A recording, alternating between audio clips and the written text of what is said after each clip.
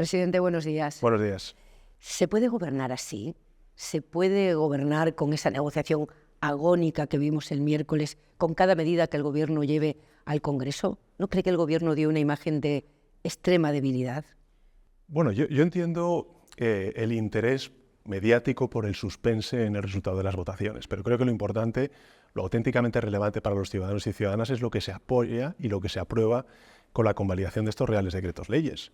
Estamos hablando de las reformas que negociamos con las instituciones comunitarias para lograr el cuarto desembolso de los fondos europeos, 10.000 millones de euros, y continuar con nuestra agenda de modernización de la economía y la creación de empleo tan intensa que estamos viviendo. Y, en segundo lugar, un paquete de medidas para proteger a la clase media y trabajadora de nuestro país ante los efectos adversos de la guerra de Putin en Ucrania y que, por cierto, están teniendo un extraordinario éxito, como hemos conocido recientemente hoy, con la inflación al 3,1%. Por tanto, creo que lo que se jugaba en esa votación era la política económica del Gobierno y eso es lo que ha salido adelante. Y por tanto creo que es una buena noticia para los pensionistas, pues que se revaloriza la pensión, para los estudiantes que cogen el transporte público porque se continúa bonificando ese transporte público, en definitiva todas las políticas en beneficio de la mayoría social. Pero su vicepresidenta, a quien Podemos le tumbó la reforma del subsidio de desempleo, dijo literalmente: así no se puede gobernar. ¿Van a cambiar algo? ¿Van a dejar de hacer tantos decretos, por ejemplo? Yo creo que vivimos un tiempo en Europa y en España de mayorías parlamentarias fragmentadas. Y yo lo he dicho siempre, en España, si no se asume la pluralidad política y la diversidad territorial de nuestro país, es no difícil, imposible el poder gobernarla. 4 de cada 5 países en Europa cuentan con gobiernos de coalición. Y la mayor parte de ellos son gobiernos de coalición con minorías parlamentarias. Por tanto, lo que tenemos que hacer es asumir la realidad, operar sobre ella y sacar adelante con humildad, con trabajo y con capacidad de diálogo políticas que son beneficiosas para la mayoría social de este país. Pero improvisando la negociación, presidente, improvisando la negociación como se percibió el miércoles en el Congreso.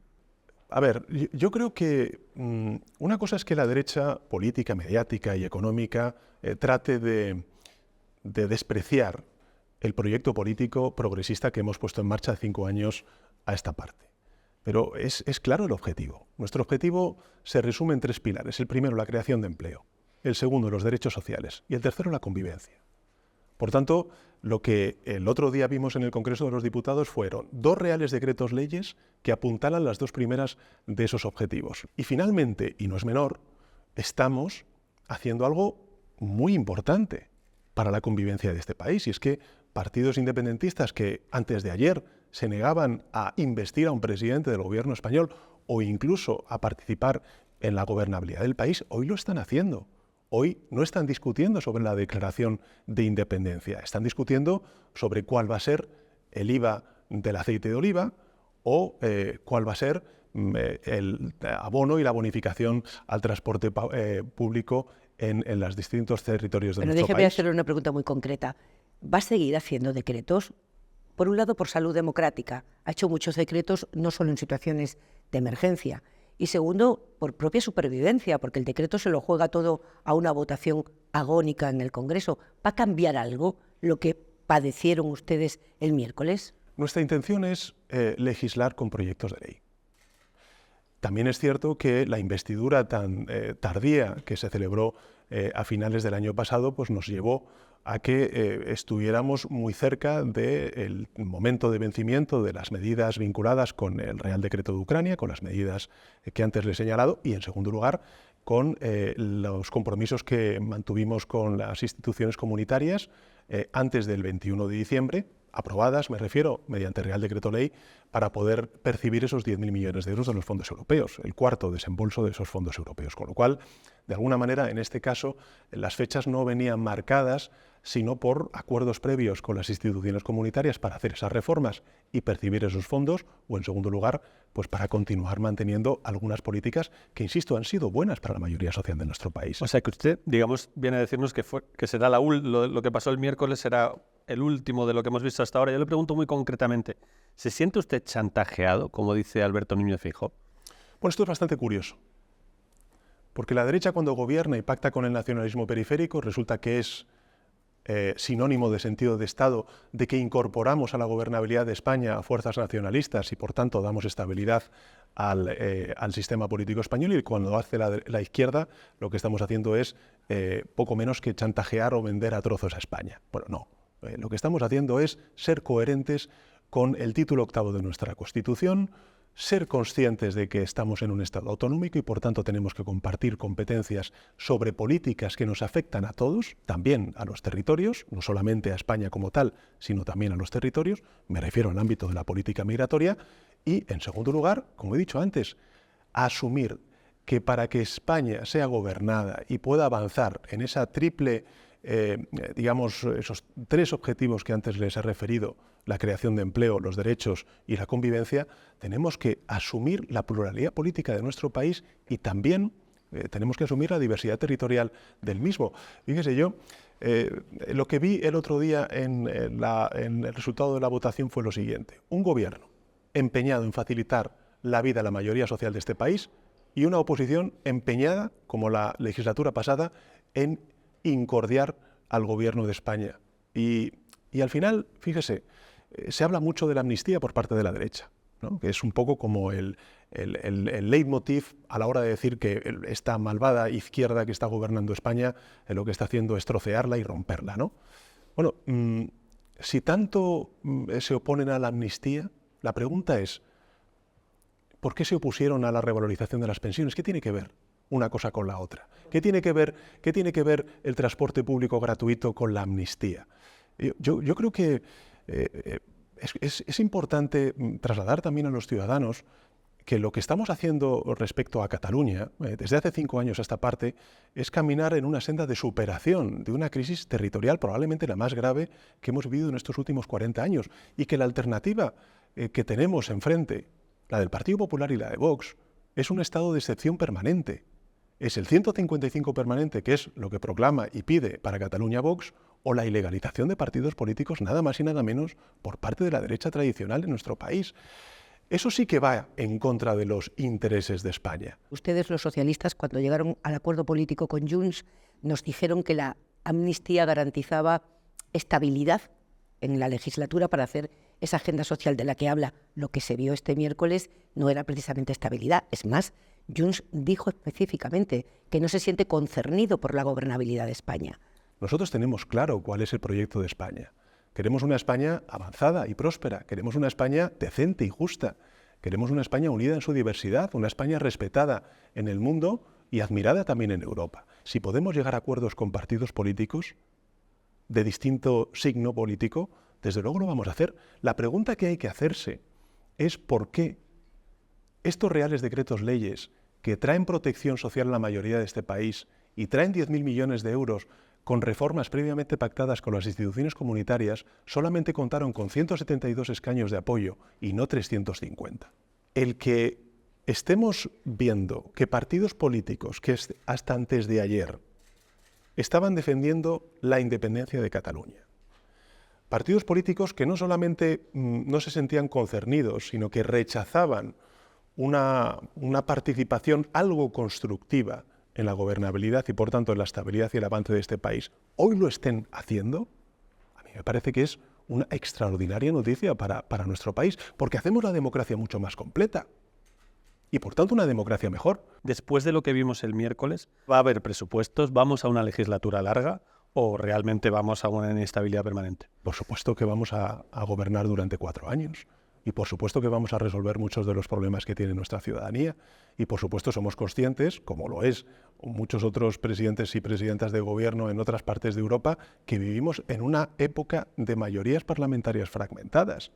Y eso exige pues, estar trabajando a diario, con humildad, con capacidad de negociación y de acuerdo.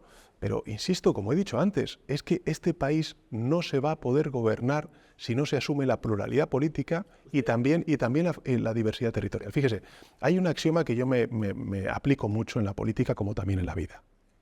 La verdad de las cosas es la realidad. Y la realidad en España, la de verdad, es la que expresaron los ciudadanos con su voto y que se ve representada en un Parlamento con esas mayorías parlamentarias fragmentadas. Y a partir de ahí la única organización política, en este caso le hablo como secretario general del Partido Socialista, de articular para poder avanzar al país toda esa fragmentación, es el Partido Socialista Obrero Español. Yo lo he dicho en otras muchas ocasiones, ojalá pudiera entenderme con el Partido Popular para sacar adelante políticas que, insisto, son beneficiosas hasta incluso también para sus propios votantes. ¿Cómo es posible que se pueda plantear antes el interés personal, o en este caso partidista, de una organización sobre el interés general? ¿Cómo explica el Partido Popular a sus votantes, ya no digo al conjunto de la sociedad española, que son mayores de 65 años, que han votado en contra de revalorizar las pensiones? Presidente, ¿usted después de lo que ha pasado esta semana en general, se fía de Junts? La pregunta es la siguiente. ¿Merece la pena volcar todos los esfuerzos para políticas que tienen efectos positivos en la mayoría social de este país, sí o no? Para mí la respuesta es que sí. ¿Merece la pena que nuestra democracia sea mejor, con una democracia más completa, incorporando al sistema democrático a partidos políticos que hasta antes de ayer impulsaron una declaración unilateral de independencia? La respuesta es rotundamente que sí. Ahora bien, yo lo he dicho siempre, desde hace 5 años, vamos a necesitar tiempo, mucha paciencia y determinación, pero paciencia, determinación y tiempo yo tengo toda la del mundo. Hay un decreto que no salió, que fue el que tumbó Podemos. Visto ahora con perspectiva, ¿fue un error dejar a Podemos fuera del gobierno? Creo que en política las decisiones personales no deben de primar sobre las decisiones en beneficio de un colectivo de 700.000 personas que son parados de más de 52 años.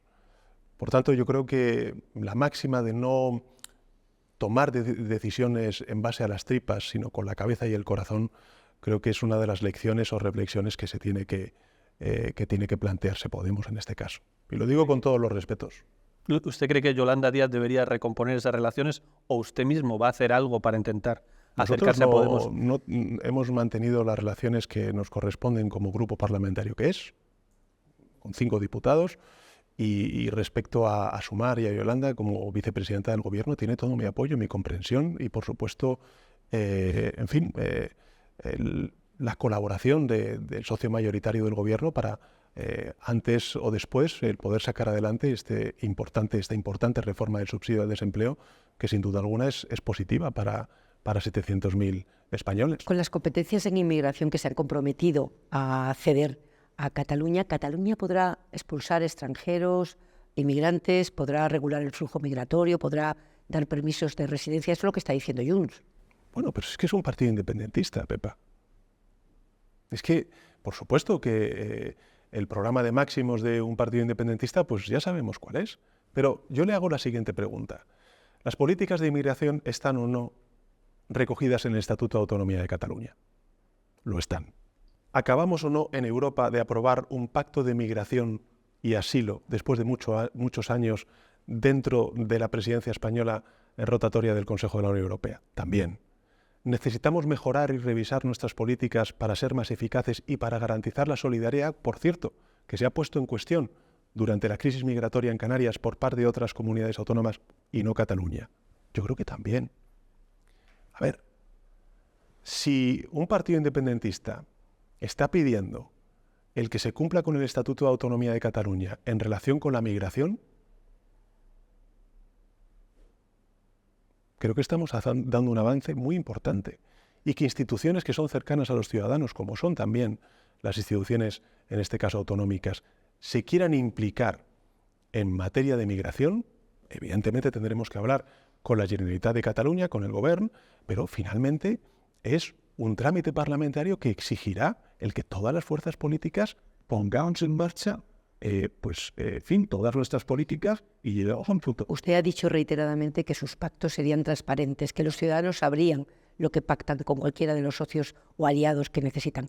Nadie sabe hoy qué han pactado ustedes con Junts en relación a la inmigración. Nadie. No hay transparencia, presidente. Pepa, lo hay primero porque el acuerdo es transparente, es conocido, usted está opinando sobre él. En segundo lugar, hay referencias al artículo 150 de la Constitución española en esa materia de migración. Por tanto, están reconociendo que debe estar incardinado en la Constitución española y, en tercer lugar, le estoy diciendo, es que está reconocido en el Estatuto de Autonomía de Cataluña. La cuestión es, ¿vivimos en un Estado autonómico, sí o no? ¿Nos creemos realmente que vivimos en un Estado autonómico, sí o no? Porque si nos creemos que vivimos en un Estado autonómico, lo que no podemos es concebir que las transferencias, que las competencias compartidas entre la Administración General del Estado, el Ayuntamiento y las comunidades autónomas es una cesión y un chantaje. Porque lo que estamos haciendo es cumplir con la ley y, en segundo lugar, creo que hacer mucho más eficaces políticas que sin duda alguna son relevantes para el día a día de nuestros conciudadanos. Pero podemos ir a la cuestión de si Cataluña va a poder expulsar o no, es que no queda claro. Las materias vinculadas con la expulsión de los migrantes están residenciadas en la Administración General del Estado. Si es que tenemos un pacto de migración y asilo firmado con Europa, donde a lo que vamos precisamente no es una centrifugación, sino una mayor coordinación de las políticas de migración. Pero, insisto, es que esto no es que lo diga yo, es que lo dice la Constitución, lo dice el Estatuto de Autonomía de Cataluña y lo dice el Pacto de Migración y Asilo que acabamos de firmar hace 2 meses. Si el PSOE ha negociado todo este paquete de medidas con Junts para una abstención en 2 decretos iniciales, ¿qué les va a conceder para unos presupuestos? Los esfuerzos del Gobierno están al nivel y a la altura de los efectos positivos que tienen estas políticas sobre los ciudadanos. Y yo lo dije durante la campaña electoral. No he engañado a nadie. Yo voy a buscar votos hasta debajo de las piedras para revalorizar las pensiones conforme al IPC o para poder tener los 10.000 millones de euros que nos permitan continuar creciendo, creando empleo y reindustrializando nuestro país en verde y en digital. Lo voy a seguir haciendo. Y la pregunta, insisto, es por qué la derecha se niega a votar a favor de la revalorización de las pensiones. Porque todo lo demás es una cortina de humo. En la pasada legislatura, que te vote chapote. Y en esta legislatura ya sabemos cuál es la línea. Junts per Catalunya. Mire, a mí me parece, insisto, una extraordinaria noticia que las formaciones políticas que rechazaban cualquier tipo de entendimiento o de participación constructiva en la gobernabilidad y en la estabilidad de nuestro país, hoy lo estén haciendo. Y yo no tengo ningún problema en trabajar, y eso no es un signo de debilidad. Es, al contrario, un signo de fortaleza. Lo importante, lo que le importa a los ciudadanos, es saber cuál es la orientación del país. Y la orientación del país, se lo digo, es crear empleo, es avanzar en derechos y superar la crisis de convivencia que se vivió en 2017. Ayer mismo recordaba con algunos interlocutores en el Investors Day que cuando yo llegué al gobierno, entre las 5 principales preocupaciones de los ciudadanos, 2, la segunda era la corrupción y la quinta era la independencia de Cataluña. Hoy, 5 años después, el 95% de la ciudadanía española piensa que la corrupción no es un problema y el 98% de la ciudadanía, casi el 99%, piensa que la independencia de Cataluña no es un problema. Bueno, algo habremos hecho bien. La mayoría de las encuestas, la que publica El País y la SER, también recoge rechazo e incomodidad de una mayoría de españoles con la ley de amnistía. Es un salto argumental muy grande, presidente. ¿Se han explicado suficientemente, más allá de lo instrumental, que es obvio, usted lo hace, para poder hacer estas políticas necesito estos votos? Claro, es que usted decía que no se podía hacer una amnistía y la ha puesto en marcha. Yo las encuestas las respeto todas. Pero insisto, creo que lo más relevante es saber en la vida, como en la política, que la verdad es la realidad. Y hasta que no haya una convocatoria electoral en España y sepamos exactamente cuál es la realidad, la España real es la que votaron los españoles el pasado 23 de julio. Y el pasado 23 de julio, más de 50 diputados y diputadas de las Cortes Generales pidieron al Partido Socialista Obrero Español que para superar definitivamente las causas judiciales que aún atenazan no a los dirigentes de una organización política u otra, sino también hasta incluso funcionarios que se vieron atrapados en esos tristes acontecimientos del pasado 1 de octubre de 2017, teníamos que hacer una ley de amnistía. Bueno, yo eso lo he reflexionado y yo tuve que responder, de nuevo, no sobre el vacío, sobre una coyuntura concreta, a 2 disyuntivas a las que se enfrentaba la ciudadanía española. Una, si dábamos respuesta a la verdadera amenaza de nuestra democracia, que es la ultraderecha. No es ninguna otra, es la ultraderecha, como está pasando en otras partes del mundo. Y por tanto, si seguíamos con un gobierno de coalición progresista, con todas las dificultades que evidentemente entraña pues el sacar adelante en un parlamento fragmentado las leyes, como estamos viendo, o le dábamos la oportunidad a que gobernara Feijóo con Abascal. Y en segundo lugar, si esta medida era una medida beneficiosa para algo que yo llevo haciendo desde hace 5 años esta parte, que es normalizar la situación en Cataluña. La propia sociedad catalana, en los resultados electorales del 23 de julio, dijeron que sí, que estaban preparados para ese reencuentro total. Atendiendo a ese principio de realidad al que se acoge permanentemente, presidente, el PSOE pasa de puntillas ahora en la pedagogía territorial. Se pone líneas rojas que luego el principio de realidad política de este país en 2023 le obliga a saltarse. Con la amnistía ha pasado y ha pasado con el apoyo a Bildu en el Ayuntamiento de Pamplona. Si Bildu es un operador político que tiene plenos derechos en España en este momento, ¿por qué no lo explican? ¿Por qué no lo dicen? Y siempre nos dicen, no, es una decisión local. Bueno, es que en este caso... sigue habiendo líneas rojas. Es que en este caso, Pepa, es una decisión local. Ya, pero con enorme trascendencia política. Bueno, la enorme trascendencia política, efectivamente, para los ciudadanos y ciudadanas de Pamplona. Déjame formular la pregunta. ¿Qué tiene que hacer o decir Bildu para, además de una coalición legal, que lo es, ser un operador político con el que ustedes puedan gobernar, por ejemplo? Desde luego, un reconocimiento y un rechazo total y absoluto a lo acontecido durante estos últimos 40 años en relación con la violencia de ETA en Euskadi. Y en segundo lugar, efectivamente, como yo he defendido siempre, creo que su participación con votos y con la política pues es un éxito de la democracia española. Es que a mí lo que me resulta bastante interesante desde el punto de vista del análisis político es ver una derecha que se ha quedado congelada en un sistema político que ya no existe. Habla de convergencia cuando hoy tenemos otro operador que se llama Junts. Habla de ETA cuando ETA dejó de existir hace 13 años, gracias efectivamente a ese triunfo de la democracia española. Por tanto, bueno, desde el punto de vista estratégico, nosotros en Euskadi tenemos una relación estratégica con el Partido Nacionalista Vasco, y yo lo he dicho en muchas ocasiones, con Bildu nos separa un abismo en todo lo que tiene que ver con la convivencia. Pero, insisto de nuevo, desde el punto de vista de la orientación política de país y de las políticas que pone en marcha este gobierno, yo voy a pedir el voto de todos los grupos parlamentarios que sean posibles para avanzar en derechos sociales, para continuar sentando las bases de una nueva prosperidad y para garantizar y construir convivencia. Queda otro tabú, que es reunirse con Puigdemont. ¿Lo hará antes de que se apruebe la ley de amnistía? Mi intención es hacerlo después. Y también con Junqueras. Es que es lógico. Si estamos normalizando la situación en Cataluña, si nosotros hemos indultado previamente a estos líderes independentistas y a otros efectivamente, junto con otra mucha gente, vamos a proceder a un hecho trascendente como es la amnistía, pues es evidente que tendremos que encontrarnos y hablar. Hablemos de economía. ¿Va a recomponer la relación con el mundo de la empresa organizada? ¿Va a aprovechar Davos para reunirse con las grandes empresas del IBEX? Rotos los puentes políticos con la oposición, ¿va a intentar recomponer la relación con el mundo de la empresa? No creo que tenga la sensación de que tengamos que recomponer nada. Creo que si uno mira, por ejemplo, el desempeño de la cotización en el IBEX de estas grandes empresas durante el año 2023, es extraordinario. Pero acaba de acordar una subida del salario mínimo interprofesional solo con el acuerdo de los sindicatos. No ha sido posible hacerlo con la COE. Bueno, no es la primera vez. Hemos aprobado acuerdos del salario mínimo interprofesional con todos los agentes sociales y también solamente con los sindicatos.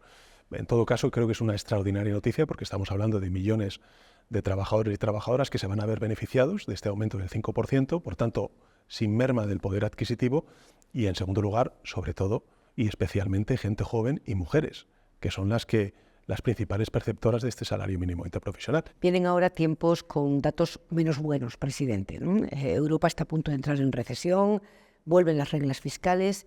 Usted tiene un programa social muy ambicioso. 2 preguntas.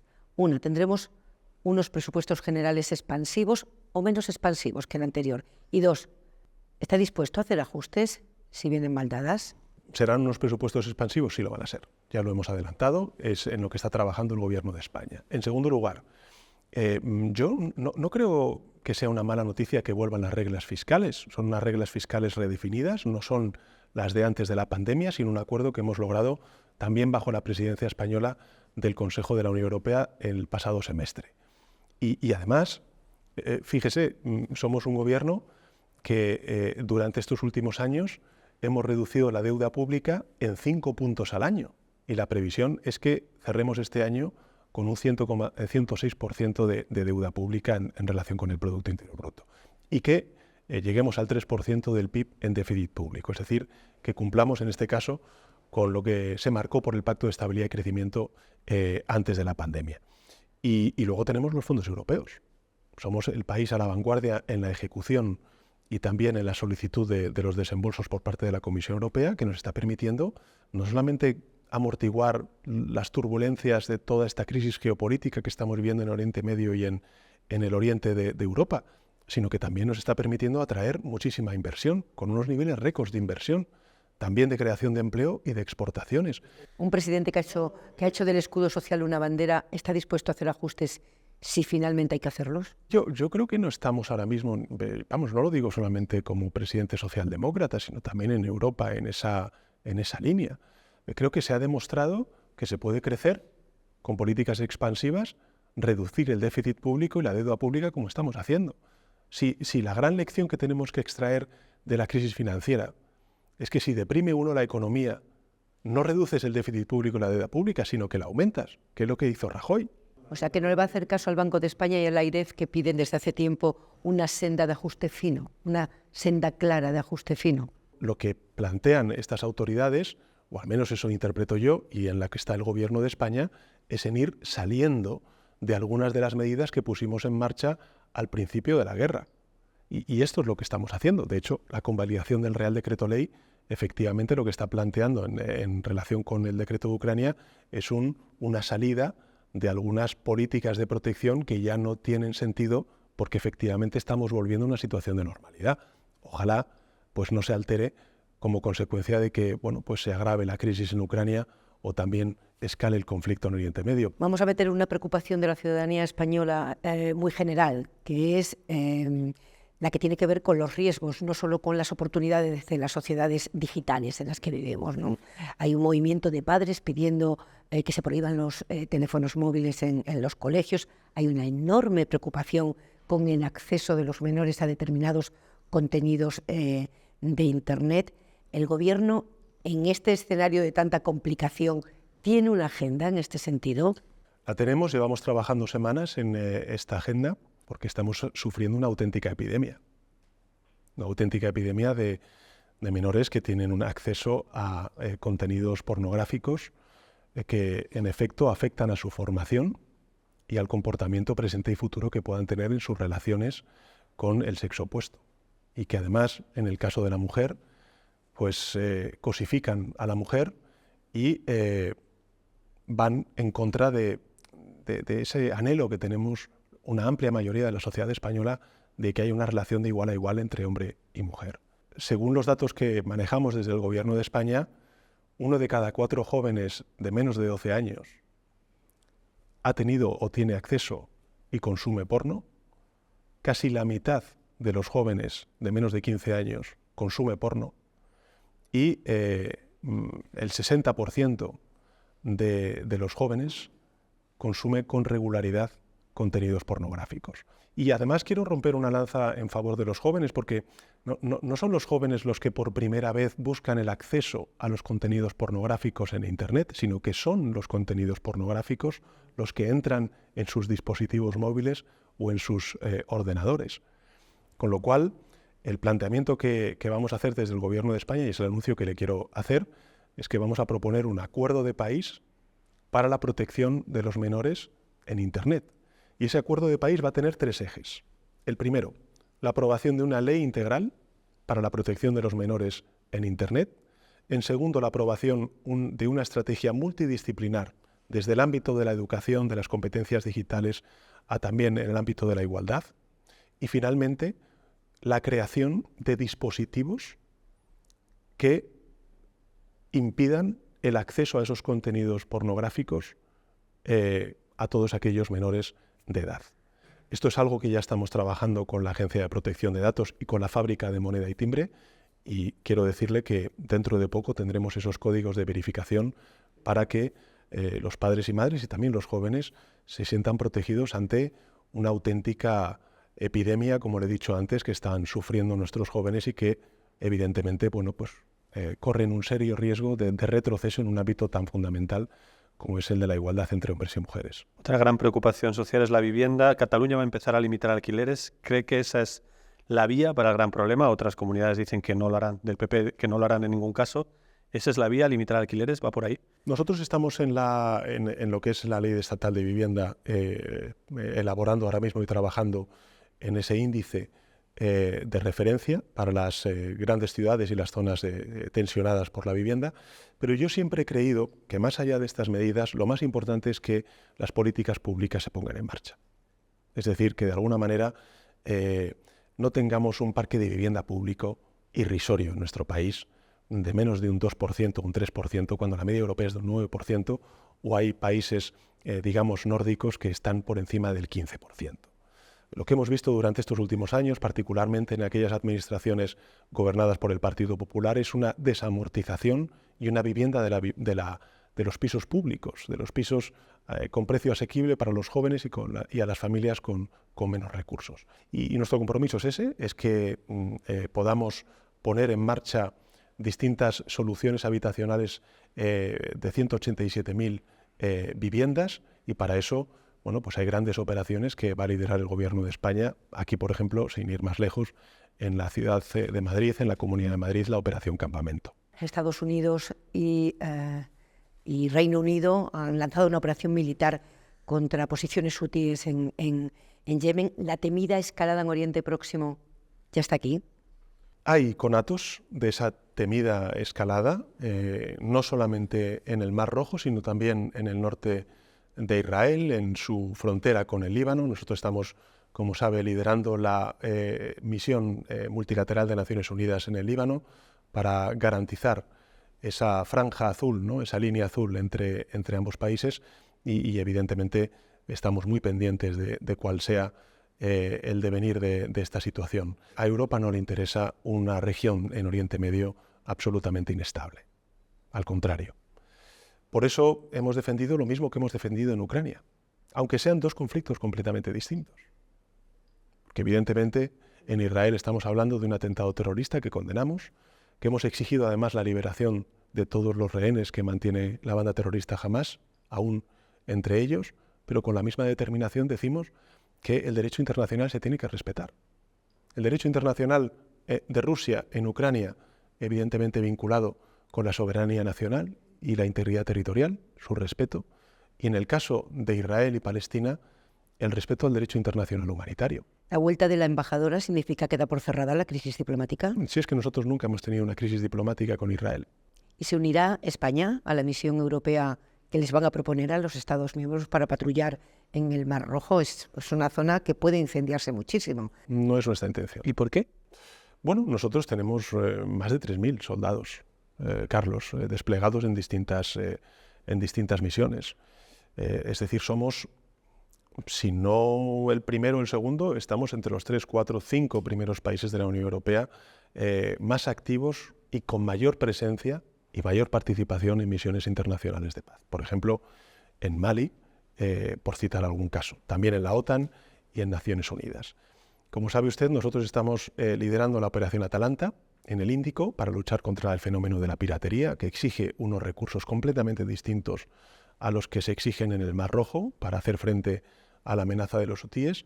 Y por tanto hemos sido claros desde el principio. Nosotros, por supuesto, no nos vamos a oponer a que el Consejo de la Unión Europea ponga en marcha esta nueva misión, pero nuestra intención no es participar porque consideramos que ya tenemos presencia en otras misiones internacionales y que deben ser otros países los que lideren esta. ¿Ha sorprendido esa resistencia? ¿Le llamó incluso el presidente Biden? Entiendo que hablaron de esto y le pidió que entrara. Bueno, no hablamos de esto. Me felicitó por mi reelección y yo le deseé también suerte en su reelección. ¿Va a implicarse mucho en las elecciones europeas a nivel europeo? Sí, me voy a implicar porque somos referencia de la socialdemocracia europea. Y en segundo lugar, no solamente es una cuestión de orientación en cuanto a la convivencia y la concepción que tenemos de la democracia, sino también qué política económica se va a hacer. Si queremos volver a una política de recortes, que es lo que defiende la derecha, y bueno, la ultraderecha, o una política de redistribución de la renta que genera un círculo virtuoso en relación con las políticas de crecimiento, de creación de empleo, de cohesión y de consolidación fiscal. Ese paradigma creo que España ha contribuido a romperlo con los excelentes datos que tenemos de creación de empleo y de crecimiento económico. Pero esa verdad no es para siempre y tenemos que consolidarla, en este caso, en las elecciones europeas. Hay una siguiente generación que se está viendo muy atraída por determinados mensajes individualistas en redes sociales, antiimpuestos. Las nuevas revoluciones de derechas, ¿qué puede hacer la izquierda frente a este atractivo que los jóvenes están sintiendo hacia la derecha, o algunos jóvenes? Yo no sería tan pesimista en ese análisis. Es decir, los postulados que defiende esta derecha o la ultraderecha son absolutamente del siglo, por ser algo, políticamente correctos, del siglo XX, ¿no? Estamos en el siglo XXI. Yo creo que lo que se ha visto en el análisis electoral de estas elecciones en España es que una amplia mayoría de los jóvenes ha votado por opciones progresistas, porque viven en un mundo que saben perfectamente cuáles son los desafíos que tienen enfrente. Y el principal desafío se llama transición ecológica y emergencia climática. En segundo lugar, el empleo. El tercero, el compromiso de lo público con el acceso a la vivienda. El cuarto, valores que yo creo que comparten mayoritariamente, como es el feminismo y la igualdad real y efectiva entre hombres y mujeres. Una apuesta por la educación pública y, por tanto, por la meritocracia.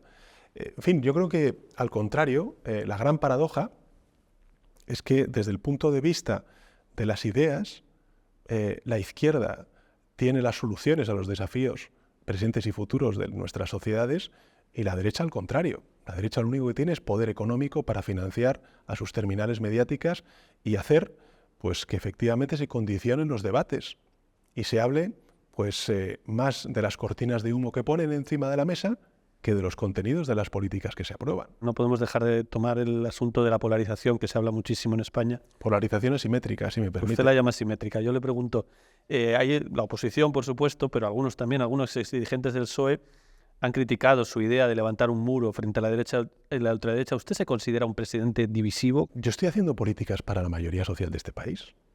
Cuando le pregunta en cualquiera de las encuestas a un jubilado si usted está o no de acuerdo en revalorizar las pensiones, pues probablemente estemos hablando de un 80 o 90%. Esa gente no vota al Partido Socialista, que tuvo un 32% de apoyo en las últimas elecciones generales. Es decir, estamos haciendo políticas para la mayoría social, vote lo que vote. Dos, aquí no hay una polarización, hay una polarización asimétrica. Yo no insulto, soy insultado. Mi partido no asedia sedes de otras formaciones políticas. Mi partido sí sufre el asedio de otras formaciones políticas a las sedes y las casas del pueblo del Partido Socialista. Yo reconozco la legitimidad de los gobiernos, aunque no me gusten, del Partido Popular con Vox, de coaliciones reaccionarias. Pero evidentemente no veo que haya esa correspondencia por parte del Partido Popular. Por tanto, yo creo que hay una polarización asimétrica y aquí, bueno, pues es verdad, allá cada cual con el camino que escoge. Si la derecha y la ultraderecha han decidido ese camino, perfecto. Yo he decidido el camino, desde hace 5 años a esta parte, de respetar al adversario, de no insultar y de trabajar por el beneficio de la mayoría. Llevamos 5 años preguntándole por el CGPJ, evidentemente en estas entrevistas, porque llevamos 5 años sin renovarlo, es una pregunta obligada. Pero ya por fin parece que hay un pequeño acuerdo, han hecho un acuerdo por la Constitución y ya hubo una reunión, que siempre le preguntamos si se va a reunir con Feijóo. Bueno, esta vez ya se ha reunido con Feijóo. ¿Hay alguna posibilidad esta vez realmente después de esa reunión? ¿Cree que es posible esta vez?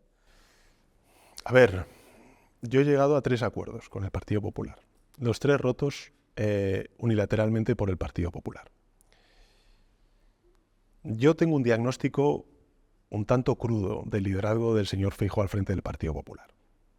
Y lo viví además con el preacuerdo que firmé con él, en este caso de renovación del Consejo General del Poder Judicial. Yo no creo que sea un líder autónomo.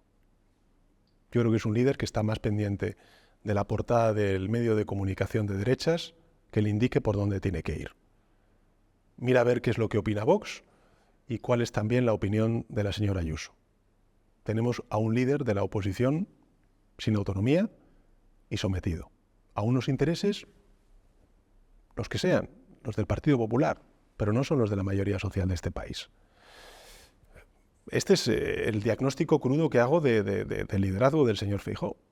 A partir de ahí, pues yo creo que es difícil asumir un compromiso total y firme, como dice el Partido Popular, con la Constitución, cuando es el partido político que incumple con la Constitución. Usted lo de los jueces, que elijan a los jueces, no lo va a aceptar, que sería el punto del acuerdo. Estamos hablando sobre un método de elección que viene desde principios de 2000.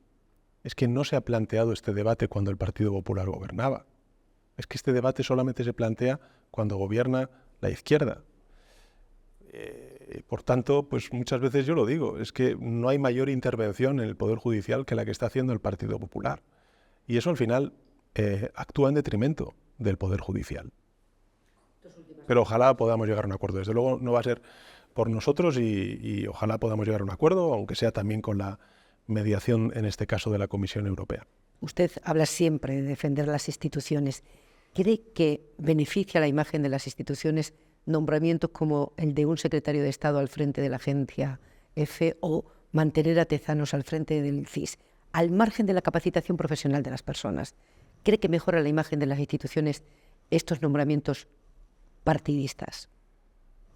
Es que yo niego la mayor, Pepa. Es que si no va a dar la sensación, no la sensación, la certeza de que nadie va a poder hacer política. Que una persona haya sido secretaria de Estado, luego vuelva a su puesto de trabajo, esté 2 años trabajando en su puesto de trabajo como un periodista, que yo creo que además, en fin, tiene todo el crédito del mundo, y luego vuelva a la función pública, eso en otras democracias, al contrario, no es un demérito, es un activo. Que personas acreditadas, con currículum y con trayectoria, entren y salgan del trabajo político, pues en fin, yo creo que a lo mejor es algo que, no sé, que debería revisarse en cuanto a lo que es la crítica, ¿no? Da la impresión de que en esta legislatura usted, señor Sánchez, está dispuesto a usar parte de las cartas que la oposición está usando contra usted desde que es presidente. Ha elegido portavoces más contundentes, tiene a su gobierno muy movilizado en la batalla política. Aunque sea un movimiento defensivo, no corremos el riesgo de que la confrontación se nos vaya de las manos en España, se acabe siendo muy canalla la vida política. Yo creo que la derecha juega a polarizar para trasladar. Yo recuerdo mucho un vídeo que ellos hicieron durante la campaña electoral, y era una radio con la voz en off de un señor, mientras había unas cuantas personas sentadas en la playa, y decía: vote usted el 23 de julio y al día siguiente olvídese de la política. Esta siempre ha sido la estrategia de la derecha. Tratar de desmovilizar al electorado progresista, que sabe que es mayoritario en España, generando desafección. Es verdad también que en términos, digamos, de instrumentos, las políticas, o mejor dicho, los partidos progresistas, partimos de una asimetría. Yo creo que el dominio mediático en España es abrumadoramente conservador. Y por tanto nosotros nos necesitamos multiplicar en los medios de comunicación para hacer pedagogía sobre las cuestiones que ustedes me han preguntado en esta entrevista. Pero eso se hace con convicción y, lo más importante, con respeto hacia el adversario. No se insulta por parte de las fuerzas progresistas, se razona con convicción, con, por supuesto, la determinación que sea necesaria, pero sin insultos. Y yo, insisto, creo que una de las grandes lecciones que tiene que extraer también estos grandes grupos mediáticos que copan el debate de la opinión publicada, que no es la opinión pública, que es lo que se habla en la barra de bar, pues es que no está representada la España real en sus tertulias, ni tampoco en las aproximaciones que hacen a los debates en sus tertulias. Y creo que eso es algo que deben aprender, porque creo que ahí, y extraer alguna conclusión, porque es ahí donde pueden reencontrarse con una pérdida de credibilidad que están teniendo en lo que es la transmisión de estas noticias y en la conformación del debate público, ¿no? Pero nosotros, desde luego, vamos a defender y explicar nuestras políticas. Insisto, siempre desde el respeto al adversario y sin ningún tipo de insultos. Muchas gracias. Un placer, muchas gracias a ustedes.